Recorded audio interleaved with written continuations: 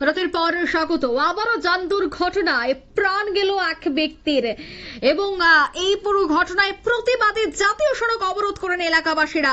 আসাম আগরতলা জাতীয় সড়কের উপরে এই দুর্ঘটনা, যেখানে বলি এক যুবকের ঘটনা আজ বিকেলেই পানিসাগর থানাধীন উপতাখালী সিলেটি ক্যাম্প সংলগ্ন এলাকায়। জানা যায় পাথর বোঝাই ডাম্পার গাড়ি ও বাইকের মুখোমুখি সংঘর্ষে এই ঘটনাটি ঘটে।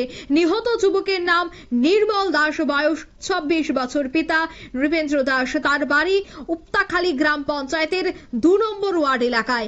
এই পুরো ঘটনার পর সংশ্লিষ্ট এলাকায় জনগণ সড়ক অবরোধে বসে রাস্তার দুধারে শত শত গাড়ি আটকে পড়ে ঘটনাস্থলে উপস্থিত হয় উত্তর জেলার পুলিশ এবং ফরেনসিক টিম। নিহত যুবকের দেহ বর্তমানে পানিসাগর হাসপাতালের মর্গে রয়েছে।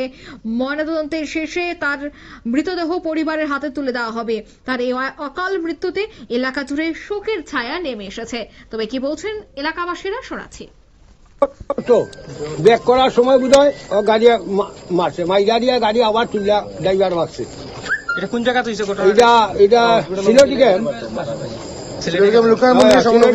মানে পুলিশ হিসাবের সংলগ্নে আগে পাথরকুয়ারি। আচ্ছা আচ্ছা, আর কিসের সাথে এই সংঘর্ষটা হয়েছে? সংঘর্ষ হয়েছে বাম্পারের লোকে বাইকে। আচ্ছা, তো বাইকার হওয়ার কিছু হয়েছে? না, বাইক তো মারা গেছে সে। আচ্ছা, কোন সময় হয়েছে ঘটনাটা?